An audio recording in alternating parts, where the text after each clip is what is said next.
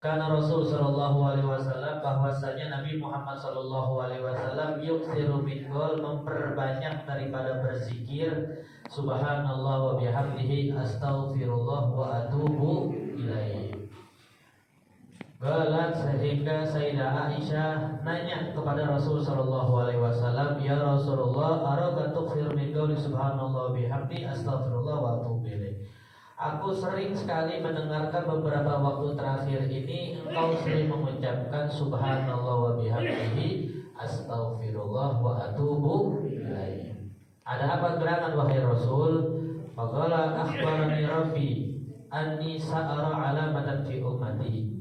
Maka jawaban Nabi SAW, aku telah diberi kabar dan diberi tanda akan berpisah dengan umatku. Artinya Rasul mendekati ajalnya, mendekati wafatnya. Fa idza ra'aituha akhtartu min qouli subhanallah bihamdihi astaghfirullah wa atubu ilaih. Ketika aku sudah mendapatkan ciri-ciri tersebut, maka aku memperbanyak 3 kalimat tadi. Subhanallah bihamdihi, astaghfirullah wa atubu ilaih. Subhanallahnya untuk memuji Allah, Astaghfirullahnya untuk minta ampunan Allah, atubu ilaihinya untuk bertobat kepada Allah. Kapan ini diucapkan terus sama Rasul? Ketika Rasul menjelang wafat. Artinya ini amalan. Ini suatu perkara yang dilakukan oleh Nabi, bisa kita sebarkan untuk saudara-saudara kita, mungkin orang tua kita, mungkin atau orang sekeliling kita yang mungkin dalam keadaan sakitnya tambah parah terus. Paham Pak ya? Karena salah satu ciri-ciri orang yang ajalnya ingin mendekat biasanya ini sakit parah, tiba-tiba sembuh. Ya, tiba-tiba sehari tiba-tiba mau makan, pulang dari rumah sakit, keluar jogging, padahal nggak pernah jogging, nggak pernah jalan-jalan, sehari, 2 hari, 3 hari, tiba-tiba meninggal. Nah, biasanya kita kalau udah ada ciri-ciri orang sakit parah, terlepas sembuh atau tidak, maka anjurkan 3 kalimat tadi. Kenapa? Karena kalimat tadi berdasarkan dari Nabi. Nabi aja ngamalin, masa kita umatnya? Apa kalimatnya? Subhanallah wa bihamdihi. Gampang kan?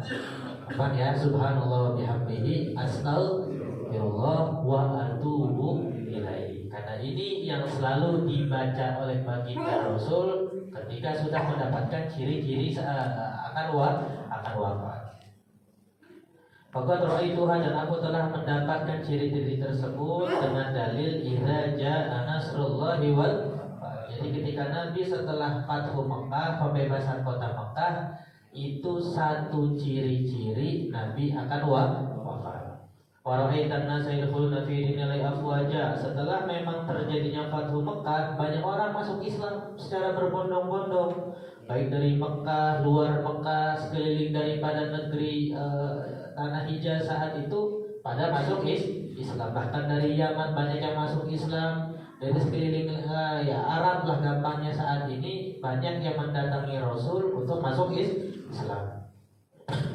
Fasabbih bihamdi rabbika wastaghfir innahu kana tawwaba. Jadi dalilnya Nabi ngomong subhanallah bihamdi, kalimat fasabbih bihamdi rabbi, pujilah Tuhan. Makanya Nabi ngomong subhanallah. Dalilnya astagfirullah apa? Wastaghfirhu, minta ampun kepada Allah. Innahu kana tawwaba, karena sesungguhnya Allah zat yang maha menerima taubat. Sehingga Nabi zikirnya mengucapkan wa atubu ilaihi. Jadi ada dalilnya nih. Ya, ada dalilnya. Silahkan disebarkan, silahkan diajak saudara-saudaranya yang barangkali udah ya dirasa-rasa lah begitu. Ada tanda-tanda. Yang kadang tanda-tanda ini dia udah ngasih kode ke keluarganya, tapi keluarganya nggak paham. Tiba-tiba ya dikasih buah, dikasih makan, padahal ciri-cirinya dia memang ingin meninggal di situ. Selanjutnya, Anas radhiyallahu taala anhu qala innallaha azza wa jalla taba'al wahyi ala Rasul sallallahu alaihi wasallam qabla wafatih. Kata sahabat Anas bin Malik radhiyallahu taala anhu bahwasanya Allah Subhanahu wa taala ketika ingin mencabut nyawa daripada kekasihnya Rasul sallallahu alaihi wasallam taba'al wahyu. Sering memberikan wahyu kepada Nabi Muhammad.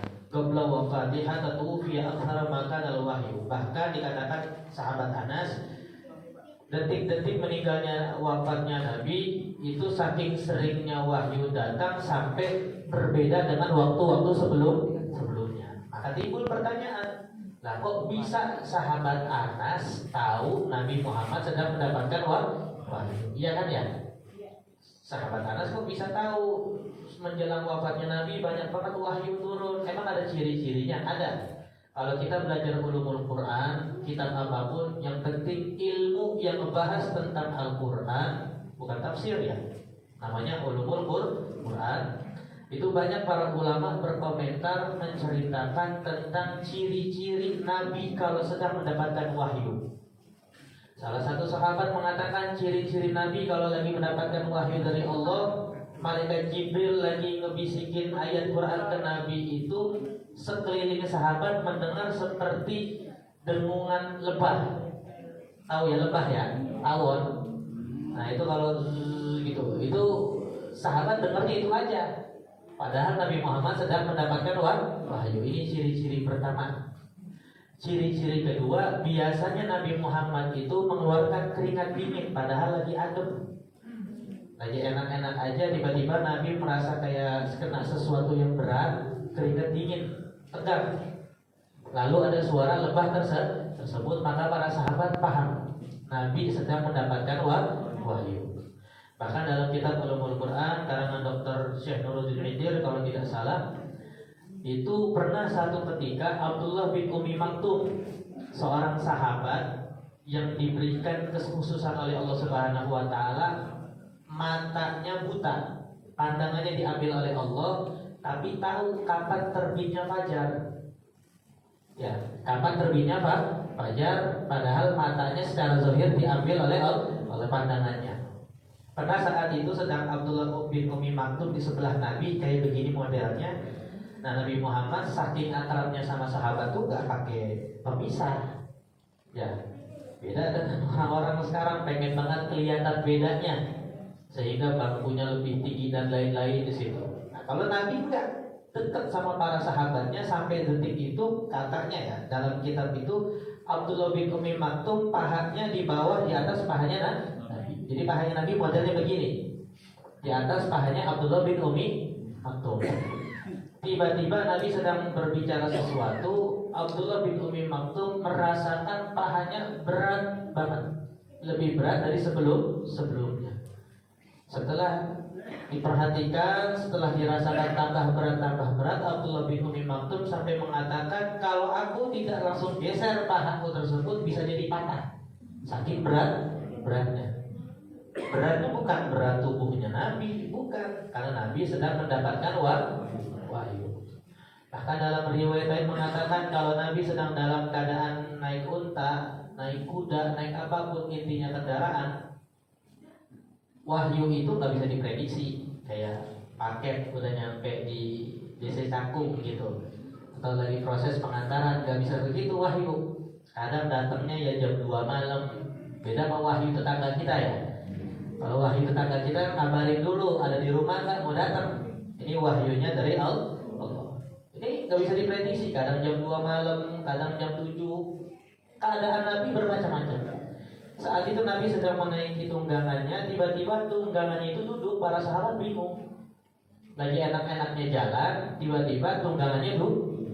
Kenapa tunggangannya duduk? Saking beratnya nanggung Nabi sedang menerima wahyu di situ.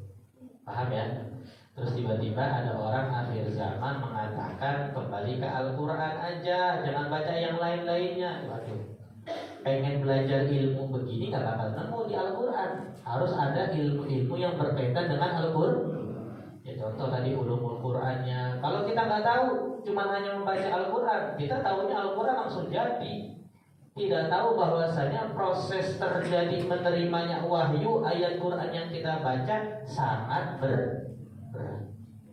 Maka Makanya ini salah satu ilmu untuk kita kalau belajar sesuatu jangan secara teksnya aja, tapi pelajarin semuanya biar bisa makin menghargai daripada perkara tersebut. Kalau cuma hanya pelajarin Al-Quran, dibaca terjemahannya ya bagus, tapi rasa takzimnya nggak begitu besar dibandingkan yang belajar tafsirnya, yang belajar ulumul Qurannya, belajar tentang asbabnya, itu lebih takzim lagi. Makanya nggak kaget kalau ada beberapa orang akhir zaman saat ini meletakkan Al-Qurannya di bawah aja begitu. Ya, kadang ngaji sambil ditaruh di bawah gitu, yasin taruh di bawah. Ya karena dia tidak mengetahui tentang kemukjizatan, tentang kebesaran daripada Al-Quran. Bahkan orang-orang zaman sekarang tambah ruwet. Ya, Al-Quran selesai ngaji, kalau kita paham gak paham dalil Al-Quran kita benar apa kagak? Nah orang sekarang ribet lagi tuh, gak boleh, gak ada dalilnya. Al-Quran ngapain ya terserah, mau Al-Quran mau apa terserah gitu. Kenapa kita cium Al-Quran? Karena kita tahu bagaimana Al-Quran tersebut turunnya ke Nabi Muhammad. Sangat berat, sangat agung, sangat besar. Diibaratkan kalau kita nyium Al-Quran seperti kita sedang mencium tangan. Ini keluar Al-Quran dari Nabi, bukan dari siapa-siapa di situ. Jadi kalau dia misalkan gak ada dalilnya, memang gak ada dalilnya. Tapi bukan sesuatu yang gak ada dalilnya itu harus dilarang, enggak. Ya, nggak semuanya yang nggak ada dalilnya harus dilihat dulu ada takarannya, ucapan ulama gimana. Orang-orang sekarang masya Allah banget, banyak sekarang banyak berkomentar ngapain sih ngikutin 4 mazhab, langsung aja ke Al-Quran. Masya Allah, gampang bener langsung balik ke Al-Quran. Nggak bisa. Para ulama dalam mendirikan mazhab beristihad, nggak kayak kita yang sambil bengong. Kayaknya enak nih bikin mazhab, nggak kayak kita Pak. Ulama-ulama zaman dulu tuh matang pemikirannya, baca Al-Quran, baca hadis, dan hadisnya nggak kayak kita seminggu sekali, 2 minggu sekali dibaca ya. Beliau ini sampai pergi sana pergi sini demi nyari satu hadis, lalu diolok-olok sama satu orang yang datang kajian mungkin sebulan 2 bulan sekali. Nggak bisa begini. Ulama mazhab Imam Abu Hanifah, Imam Malik, Imam Syafi'i, Imam Ahmad bin Hanbal nggak sembarangan dalam memberikan ilmu, nggak sembarangan dalam mentafsiri suatu ayat atau hadis Nabi. Jadi silahkan kalau mau kembali ke Al-Quran dan Sunnah, silahkan bagus, tapi tetap ada patokannya, ada pagernya. Apa itu ucapan para ulama yang benar ya. Jangan cuma sekedar punya sorban dianggap ulama. Panjang pembahasannya di situ. Yang intinya Al-Quran itu sebelum wafatnya Nabi makin sering datang wahyu ke Nabi SAW. Jika ada yang bertanya berapa lama Nabi Muhammad mendapatkan wahyu, jelas jawabannya 23 tahun. Dengan perincian 13 tahun di Mekah, 10 tahun di Madinah. Jadi umur bahasanya jangka waktu dakwahnya Nabi cuma berapa? 23 tahun. 13 tahun di Mekah, 10 tahun di Madinah. Dan Al-Quran yang tadi kita jelaskan turunnya nggak langsung blok Al-Baqarah, surat Al-Baqarah enggak. Kadang dipotong-potong tergantung kondisi atau situasi yang terjadi. Barangkali ada sahabat yang nanya tentang masalah umat terdahulu, maka turunlah surat yang menceritakan tentang bagaimana umat Nabi Musa ketika diatur oleh Nabi Musa. Paham Pak ya? Artinya Al-Quran gak plek turun langsung sebuku begitu, enggak. Turunnya bitadarruj, dengan pelan-pelan bertahap. Jika ada pertanyaan lagi, lalu urutannya bagaimana? Ya, urutan Al-Quran dari Al-Fatihah ke Al-Baqarah ke Al-Imran, Al-Imran ke An-Nisa. Ini akal-akalannya siapa? Siapa yang atur? Ini dalam kitab Ulumul Quran pun dijelaskan, ini adalah amrun tauqifiyun. Ini ditetapkan sama Nabi. Jadi Nabi sudah menetapkan Al-Fatihah, setelah Al-Fatihah Al-Baqarah, setelah Al-Baqarah Al-Imran. Nah, kalau ngaji cuma secara teks Al-Quran aja nggak bakal ngerti. Pasti jawabannya ya emang dari percetakannya begitu. Benar apa kagak? Kalau kagak ngaji ulumul, Ya dari percetakannya begitu ya kita mengikut. Enggak, ini bukan masalah percetakan, emang dari Nabi. Tapi kalau ayat Quran itu pun juga dari Nabi, dan kadang Nabi ada yang dalam ulumul Quran itu ada yang dikatakan nasikh, ada yang dikatakan mansukh. Ada beberapa ayat Quran yang pernah turun ke Nabi tapi dihapus karena ayatnya sudah tidak berlaku dan tidak tercantum dalam Al-Quran. Dan yang harus kita pahami, Al-Quran yang kita baca detik ini adalah Al-Quran hasil dikumpulkannya oleh Sayyidina Utsman. Bid'ah apa enggak? Bid'ah. Di zaman Nabi, Qurannya bukan begini, macam-macam. Karena kata Nabi SAW, Innal Quran nuzilat ala sab'atil lughat wa fi riwayah asyratil lughat. Kata Nabi SAW, Al-Quran itu diturunkan dengan 7 dialek dan terkadang 10 dialek. Maksudnya dialek apa? Betawi, gampangnya. Betawi Kalideres sama Betawi Jakarta Timur beda apa enggak bahasanya? Beda-beda dikit, walaupun sama-sama Betawi. Betawi Jakarta Timur sama Betawi ujung Bekasi sekarang Babelan beda apa kagak tuh? Beda, padahal sama-sama Betawi. Nah, bahasa Arab juga sama. Bukan bahasa Arab yang kita enggak, ada dialek-dialeknya, ada sedikit perbedaan. Sehingga yang pernah kita ceritakan, pernah satu ketika Sayyidina Umar bin Khattab masuk masjid, ada 3 sahabat baca surat yang sama, bacanya beda. Ayatnya sama, suratnya sama, tapi kedengarannya beda. Tiga-tiganya dibawa ke Nabi. Dikatakan, wahai Umar bin Khattab, ada apa? Ya Rasulullah, ini 3 orang udah merubah Al-Quran. Maksudnya, dia baca surat yang sama, baca ayat yang sama, tapi kedengarannya beda-beda. Bahasa dialeknya tadi itu, dialeknya beda-beda. Maka kata Nabi SAW, coba disuruh baca 3-tiganya. Yang pertama baca, yang kedua baca, yang ketiga baca. Setelah orang ketiga baca, kata Nabi SAW, 3-tiganya benar di sini. Artinya memang Al-Quran gak diturunkan secara satu bahasa, satu dialek aja, enggak. Karena saat itu kalau Al-Quran diturunkan hanya satu dialek, orang kafir Quraisy saat itu sangat gengsinya sangat besar. Ya Al-Quran diturunnya misalkan pakai bahasa Betawinya Betawi Jakarta Timur, orang Kalideres gengsi, nggak mau ikutan Betawi Jakarta Timur. Nah, orang Arab itu terkenalnya dengan gengsi yang sangat kuat sehingga diturunkan dengan 7 dialek sampai 10 dialek. Kalau kita kenal sekarang dengan qiraatus sab'ah atau qiraatul asyrah, 7 cara baca, 10 cara baca. Itu maksudnya kiroah itu dialek dalam membaca Al-Quran. Cuman untuk kita udah lempeng aja. Ya, jangan pakai kiroah. Yang penting ngajinya rutin, ngajinya istiqomah. Kalau emang udah istiqomah, udah rutin, pengen belajar kiroah nggak apa-apa. Tapi kalau baru ngaji cuma sebulan sekali, seminggu sekali, ntar dulu belajar kiroahnya. Lancarin dulu baca Al-Quran. Paham Pak ya?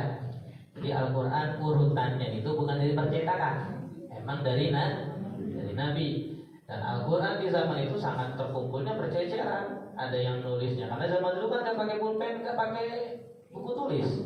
Ada yang pakai pelepah kurma, ada yang pakai kulit kambing. Ini yang dikumpulkan sama Sayyidina Utsman, dan banyak pertentangan. Ini ilmu untuk kita. Kadang kalau pengen merencanakan sesuatu yang baik untuk masa depan, banyak omongan di awal itu wajar. Yang penting goalnya, targetnya untuk maslahat anak cucu kita. Jadi jangan dipikirin yang sekarang mah biasa. Adanya pro kontra sangat biasa. Tapi target kita ke depan apa? Target kita ke depan untuk anak cucu biar bisa ngaji, nggak apa-apa. Karena jangan pedulikan omongan sekarang, pedulikan bagaimana sejarah mencatat di situ. Al-Khamis selanjutnya, An Jabir radhiyallahu ta'ala anhu qala Rasul sallallahu alaihi wasallam, yub'atsu kullu 'abdin 'ala ma mata 'alaihi. Yub'ats, dibangkitkan seorang hamba, kata Nabi sallallahu alaihi wasallam, 'ala ma mata 'alaihi, tergantung matinya gimana. Matinya bagaimana? Nauzubillah, ada orang matinya dalam keadaan mabok. Kemarin di Cianjur apa di mana gitu, ada orang pas pesta minuman keras, berapa belas meninggal, sisa satu. Ya nauzubillah bangkit dalam keadaan teler. Udahnya telanjang teler, wah ribet tuh. Kalau teler di rumah sih nggak apa-apa. Telernya di hari kiamat gimana nggak dalam hari? Kiri kanan kagak kenal, sama-sama teler lagi di situ. Nauzubillah min dzalik. Bahkan jauh daripada yub'ats, daripada dibangkitkan. Matinya seseorang itu tergantung kebiasaannya ketika dia hidup. Ketika dia hidup mulutnya gampang bener ngomongin orang lain, bahkan adu domba orang lain, maka dia akan meninggal dalam keadaan seperti itu. Kalau mulutnya gampang banget dalam berzikir, gampang banget baca Al-Quran, gampang banget memuji Allah, banyak contohnya. Orang meninggal dalam keadaan ngaji, orang meninggal dalam keadaan sok. Nah, tinggal kita aja nih, masing-masing bapak-bapak, ibu-ibu, yang muda, yang tua, pengen meninggalnya gimana? Kalau pengen meninggalnya dalam keadaan dipuji oleh manusia, maka sering-sering pujilah Allah. Jangan sampai pengen meninggal dalam keadaan dipuji manusia, tapi menghinakan Tuhannya manusia, yaitu Allah. Jangan sampai, Pak. Kita udah ada gambaran sedikit, walaupun belum tahu dikuburin di mana ya. Apa udah ada yang beli kuburan dulu di sini? Belum ada kan ya? Barangkali ada yang udah beli kuburan di mana, di Kerawang di mana tuh? Ya, yang Al-Azhar ya, yang mahal berjuta-juta, malaikatnya baik mungkin di situ. Apa kurang paham? Apa adem kuburannya nggak paham ya? Ya barangkali makanya mahal kan, ada harga, ada kualin. Benar kan Kak? Karena berapa juta di sana tuh? Ya 50 juta. Timbang begitu mendingan buat anak cucunya beli kontrak. Ya, tapi nggak paham, mungkin malaikatnya baik atau ya ada kantinnya di sana, bagaimana di kuburan, wallahu alam. Barangkali kuburan belum ada yang tahu, tapi sudah pasti kita dikubur. Benar ya?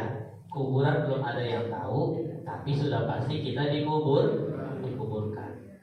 Mati bagaimana belum tahu, tapi yang jelas kita akan mati. Maka pilihlah cara terbaik untuk mati. Dengan cara sekarang. Kalau pengen matinya dalam keadaan baik, ya sering-sering kumpul melakukan kebaikan, sering kumpul dengan orang-orang baik. Tapi nauzubillah, meninggalnya dalam keadaan yang buruk, ya sudah dipastikan berarti seumur hidupnya pun juga sering dengan keadaan orang-orang yang buruk. Nauzubillah min dzalik. Di sini ucapan dari Nabi Shallallahu Alaihi Wasallam artinya jangan meleset, pasti benar. Kenapa? Wa ma yantiqu anil hawa in huwa illa wahyun yuha. Tidak mungkin Nabi Muhammad berbicara sesuai dengan nafsunya. Semua ucapan Nabi berdasarkan wahyu ilham dari Allah. Selanjutnya bab bayani kasrati turuqil khair, yaitu bab yang menjelaskan banyaknya jalan untuk melakukan kebaikan. Artinya bapak-bapak, ibu-ibu pengen masuk surga itu sangat luas pintu surga. Nggak harus lewat yang berat-berat. Barangkali ngebayangin harus haji dulu, berat. Barangkali harus sering-sering datang ke masjid, berat. Berat nggak sering ke masjid? Berat. Kita ada cara-cara simpel, cara-cara gampang. Kalau diamalin terus-menerus bisa jadi masuk surga tuh. Contohnya minum tangan kanan, remeh apa enggak? Remeh, sehari bisa belasan kali minum. Tapi kalau belasan kali ini pakai tangan kanan ngikutin sunnah Nabi, berapa banyak pahalanya Pak? Makan pakai tangan kanan atau tangan kiri? Sehari macam-macam. Ada yang makan sedikit, ada yang dikit-dikit terserah. Yang penting Nah, namanya makan kan gak mungkin secentong habis langsung. Pasti berapa sen? Banyak tuh sendokannya, mau pakai tangan, mau pakai sendok. Kalau dia pakainya tangan kanan ngikutin sunnah Nabi, udah berapa banyak pahalanya Pak? Benar apa enggak? Masuk kamar mandi, lebih seringan mana masuk kamar mandi sama masuk masjid? Ya, pasti masuk kamar mandi. Nah kalau mau masuk kamar mandinya pakai kaki kiri sunnah Nabi apa bukan? Keluarnya pakai kaki kanan sunnah Nabi, udah berapa banyak pahalanya? Bisa jadi orang saking seringnya masuk kamar mandi tapi ngikutin sunnahnya Nabi bisa masuk surga lewat jalur. Benar apa enggak? Ya jangan dibayangin kamar mandinya. Ya bukan nanti lewat jalur toilet masuk surga lewat belakang, bukan. Ya maksudnya ngikutin sunnah Nabi ketika di kamar. Ya cuman kalau bagi pribadi ya di surga ada jalur belakang, biar kata lewat toilet gak apa-apa kan. Yang penting masuk surga. Daripada lewat depan banyak pertanyaan, mendingan lewat belakang. Bener apa tak? Milihnya mana Pak? Kalau kita sih di belakang enak aja udah. Biar lewat kamar mandi kotor gak Pak. Yang penting masuk surga.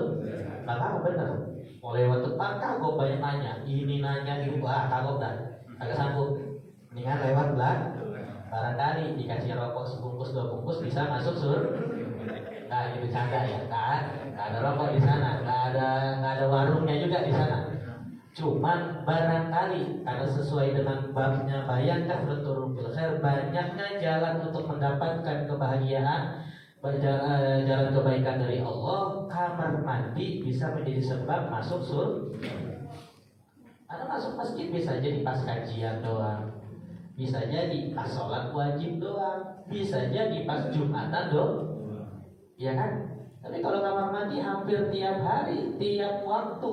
Kalau kita ngamalin sunnahnya Nabi lewat waktu-waktu yang banyak ini, berapa banyak pahalanya?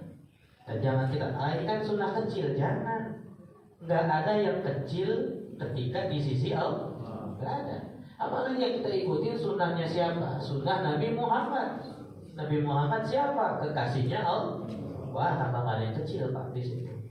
Jadi jangan pernah mengkerdilkan suatu ibadah di situ. Kalau Allah Taala, Allah Subhanahu wa taala berfirman, "Wa ma taf'alu min khairin fa innallaha bihi alim." Tidak ada yang kamu kerjakan daripada kebaikan, fa innallaha bihi alim, kecuali Allah pasti tahu dengan kebaikan tersebut. Tadi walaupun orang di kampung kita nggak ada yang tahu nih, seumur hidup kita masuk pakai kaki kiri kamar mandi, seumur hidup nggak ada yang tahu. Hatta bini nggak tahu kalau masuk kamar mandi pakai kaki kiri, tapi sejatinya Allah tahu. Seumur hidup istri kita nggak tahu kalau ternyata kita punya wirid tiap malam baca sholawat 1000 kali. Seumur hidup bini nggak tahu nih. Atau kebalikannya, seumur hidup suami nggak tahu istri ketika masak sambil baca sholat. Allah tahu nggak kira-kira? Tahu. Jadi nggak perlu validasi, nggak perlu diumbar-umbar. Baru baca Quran setengah lembar aja udah bikin start. Alhamdulillah malam hari ini. Nanti Ramadan biasa begitu tuh. Alhamdulillah puasa hari ini sempurna, belum ada yang batal. Ya hari pertama. Masa udah belum ada yang batal, baru hari pertama di situ. Alhamdulillah hari ini tarawihnya full 20 rakaat 3 sama witir. Ya baru hari pertama. Jadi gak usah pakai validasi. Orang nggak perlu tahu urusan ibadah kepada Allah. Khawatir makin banyak yang tahu, kualitas ibadahnya makin turun. Kalau kualitas ibadahnya makin turun, kuantitas nilai pahalanya pun makin turun. Lebih baik orang gak ada yang tahu tapi besar di sisi Allah. Gak perlu harus ingin tahu. Orang cap kita buruk gak apa-apa, asalkan jangan dicap buruk oleh Allah. Gak apa-apa. Kamu ini orang yang hina, iya gak apa-apa. Di mata manusia hina gak apa-apa, jangan sampai di depan Allah. Karena bagi kita Allah segalanya. Manusia itu kadang saat ini muji karena kita punya duit, karena kita posisinya lagi di atas. Nah kalau udah posisinya di bawah atau lebih tinggi dia dikit aja, injak-injak. Tapi kalau kita selalu mengedepankan Allah, jangan sampai hina di hadapan Allah, selalu mendapatkan pandangan dari Allah. Punya duit tetap bahagia, tetap dimuliakan. Nggak punya duit tetap dibahagia, dimuliakan Allah. Karena apa? Allah juga libul-gulu. Allah yang membolak-balikan hati. Yang saat ini demen banget, sayang banget sama kita, belum tahu minggu depan. Tapi yang saat ini benci juga sama kita, belum tahu minggu depan. Jadi jangan haus validasi, jangan haus banget pengakuan, harus menjadi orang yang baik. Terserah manusia mau menilai kita apa, yang penting kita memang ikhlas karena Allah. Allah Ta'ala wa ma taf'alu min khairin ya'lamuhullah. Dan apa yang kamu, dan tidak ada yang kamu kerjakan daripada kebaikan, ya'lamuhullah, pasti Allah akan tahu dengan kebaikan orang tersebut. Sekecil apapun Allah tahu.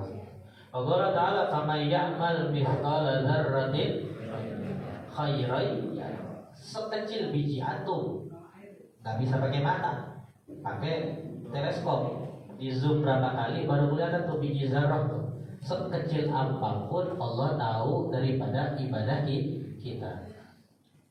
Allah Ta'ala, Allah berfirman, man amila sholihan fali nafsi, barang siapa yang mengerjakan amal soleh fali nafsi, tapi untuk pribadinya, untuk dirinya sendiri, gak perlu orang lain tahu di situ. Paham tak ya? Nah, ada beberapa fenomena akhir zaman yang sangat disayangkan. Patokan berkah atau tidak berkahnya seorang ustadz, seorang kiai, seorang habib, ulama dan lain-lainnya itu tergantung yang hadir. Ini salah. Ini jadi patokan sekarang nih. Kalau pengajiannya ramai berarti ustadznya berkah. Belum tentu. Kalau yang ngaji 2 orang, 3 orang ngantuk lagi, berarti ustadznya belum tentu. Tapi nggak paham orang akhir zaman menjadikan patokan berkah, manfaat, gak manfaat itu dari banyaknya orang. Enggak. Karena kenapa bisa jadi orang banyak gak ada manfaatnya, cuman hai aja, pulang gak ngerti apa yang diomongin. Bisa jadi yang 2 orang, 3 orang ngantuk, tapi karena stabil, karena sering diomongin, 2 orang, 3 orang ini ngalahin yang puluhan orang tadi. Jadi jangan jadikan patokan. Ulama, ustadz, kiai, pengikutnya dikit berarti ilmunya gak manfaat. Jangan dijadikan patokan. Manfaat gak manfaat itu lihat bekasnya. Setelah dia ceramah diamalin apa enggak. Lihat orang-orang yang biasa diajarinnya, berubah gak hidupnya. Oh berubah, berarti ustadz tersebut ada manfaat. Jadi manfaat itu bukan banyak. Kalau sekedar banyak mah gampang. Bina Lindung nih, masjid Nurul Iman, pengen jamaahnya banyak, gampang. Tiap kajian potongin kambing 3. Ya. Rame apa kagak? Apalagi ibu-ibunya nyetok minyak di situ tuh. Yang hadir pengajian dikasih minyak seliter. Rame apa Pak? Tapi bukan itu yang dicari kan? Yang kita cari memberikan manfaat sesama umat Ini kan manfaat juga modal. Manfaatnya pakai ini kan modalnya air putih. Ya, modalnya air putih dong. Jadi ini panggilan hati. Yang datang ke sini memang sudah dipanggil oleh Allah. Tapi kalau udah urusan kambing dipotong 3, minyak seliter, itu bukan panggilan hati tuh. Memang panggilan dapur. Ya, bininya kagak masak, lakinya gak ngasih duit dari pagi, malam ada pengaji. Panggilan dapur. Nah, jadi kalau sekedar rame gak rame itu bukan urusan. Manfaat atau tidak tergantung bagaimana orang bisa berubah. Ketika yang disampaikan merubah orang tersebut yang dulunya jarang zikir, sekarang alhamdulillah walaupun 3 tapi tiap hari alhamdulillah. Ya dulu gak pernah zikir, sekarang alhamdulillah 1 hari gak lepas 10. Bagus daripada yang tidak zikir sama sekali. Dulu alhamdulillah ngajinya pas Ramadan doang, sekarang alhamdulillah 1 bulan sekali udah seringan. Ini perubahan. Ustadz berkah tak berkah, baik ustazahnya, ustadznya, kiainya, tokohnya siapapun, bukan dari banyak gak banyak. Banyak ini bisa diatur. Ya, banyak ini bisa diatur dengan cara yang bermacam-macam. Tadi di situ yang kita jelaskan. Paham ya? Jadi apapun kebaikan yang kita lakukan, jangan pernah melihat timbal balik dari orang lain. Kadang ada beberapa orang lain memang punya hati, masya Allah. Dulu waktu dibuat mungkin dari tanah sengketa, gak paham. Kita berbuat baik, dianya malah gak bales Ada orang yang begitu. Tapi bukan tujuan kita ketika kita berbuat baik dia harus balik. Jangan. Sekelas Nabi Muhammad aja kurang baik apa Pak di situ? Ya Nabi Muhammad kurang baik apa? Gak pernah ngomong kasar. Apa yang dipunya langsung dikasih. Akhlaknya terpuji, ganteng, wangi. Banyak yang caci maki. Udah disedekahin dan dikasih sesuatu sama Nabi, masih aja mencaci Nabi. Benar apa enggak? Ini Nabi insan kamil, insan yang sempurna.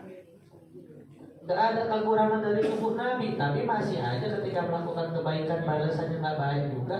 Apalagi kita, ganteng kagak, wangi juga. Terus wah kenapa kok saya udah sering ngasih dia kok dia berbuat buruk ke saya? Ya jangan begitu. Yang penting tadi kata Allah apa? Wa ma taf'alu min khairin fa innallaha bihi alim. Apapun yang kamu kerjakan daripada kebaikan, Allah tahu. Man amila sholihan fali nafsi. Kamu melakukan amal baik itu bukan untuk orang lain, fali nafsi, untuk dirinya sendiri. Biarin orang lain mau ngomong apa sama kita, yang penting Allah ridho. In lam takun bika alayya ghadabun fala ulquha, kata Nabi sallallahu alaihi wasallam. Ketika Nabi di Taif, sebagai penutup, ketika Nabi di Taif dilempari dengan cacian, dilempari dengan batu dan lain-lain, malaikat penjaga Taif minta izin sama Nabi, pengen penduduk Taif itu dihancurkan, gunung ini dikembalikan. Maka kata Nabi, in lam takun bika alayya ghadabun fala ubali, yang penting Allah gak murka, aku gak peduli. Itu prinsip ibadah kita. Yang penting gak ganggu tetangga, yang penting gak ganggu orang lain, senang gak senang urusan mereka, yang penting Allah ridho kepada kita. Ini harus jadi prinsip dalam beribadah. Jadi jangan sampai haus validasi, harus banget diucapkan makasih, jangan. Karena yang menggerakkan mulut dia untuk bilang makasih, terima kasih adalah Allah di situ. Paham Pak ya? Allah alam bisawab. Ada yang mau nanya mungkin?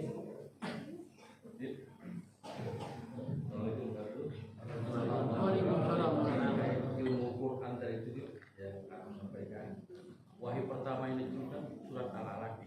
Tapi kenapa dalam Al-Quran malah Al-Fatihah dan juga Al-Baqarah dalam segi keilmuan kalau bisa malah dia di akhir di juz 30. Ya. Jadi surat yang sering kita dengar ketika nuzulul Quran kan ya, pada saat 17 Ramadan, ayat bukan surat bahkan ayat itu turun cuma 5 dari 1 sampai 5. Karena Al-Alaq kan panjang. Ada berapa? 10 atau 11 ayat di situ. Tapi yang turun cuma 5. Nah, kenapa kok Al-Alaq yang ayat pertama ini ayat pertama kali diterima sama Nabi, tapi kok ditaruhnya di juz 30, bukan di juz pertama, juz kedua, juz ketiga. Kenapa malah surat Al-Fatihah? Karena dalam kitab Ulumul Quran dijelaskan surat pertama yang kamilan, yang secara sempurna diturunkan kepada Nabi SAW pada surat Al-Fatihah. Ya, paham ya? Surat kamilah, surat yang secara sempurna 7 ayat langsung plek turun ke Nabi SAW dalam satu waktu adalah surat Al-Fatihah di situ. Nah, lantas kenapa Nabi seperti ini? Kenapa Nabi seperti itu? Pernah terjadi di zaman sahabat. Ya. Tadi juga kita sempat baca dalam kitab itu dijelaskan ada beberapa tabi'in pernah protes ke sahabat. Kok surat ini lebih pendek ditaruhkan di setelah surat yang panjang? Karena ada dalam Al-Quran begitu, suratnya pendek, sebelumnya padahal surat yang sangat panjang. Nanti setelahnya panjang lagi, kok kayak diapit. Maka sahabat tersebut mengatakan, hakadha alamana Rasul sallallahu alaihi wasallam, inilah yang diajarkan, inilah yang dituntut sama sahabat diam. Gak berani, ya Rasul kenapa? Gak berani sahabat di situ. Karena ini tauqifiyun, ketetapan. Sudah distempel, sudah diatur sama Nabi Shallallahu Alaihi Wasallam. Di situ mungkin dijawabnya. Jadi kalau gimananya wallahu alam, tapi kalau berbicara surat yang secara sempurna turun adalah Al-Fatihah. Lalu kenapa peletakannya seperti ini? Ini memang sudah dinaskan, sudah ditetapkan sama Rasul Shallallahu Alaihi Wasallam di situ. Jika sangat panjang pertanyaan, contoh kayak maghrib kenapa 3, asar kenapa 4, zuhur kenapa 4, isya kenapa 4? Harusnya udah aja 4 semua, atau 2 semua, atau 3. Ini tauqifiyun, ditetapkan sama Nabi mendapatkan dari Allah Subhanahu wa taala di situ. Ada perkara-perkara yang memang susah untuk dijelaskan, tetapi ini memang sudah ketetapan dari Nabi Shallallahu Alaihi Wasallam. Allahu a'lam. Ada lagi mau bertanya sebelum ditutup? Ya.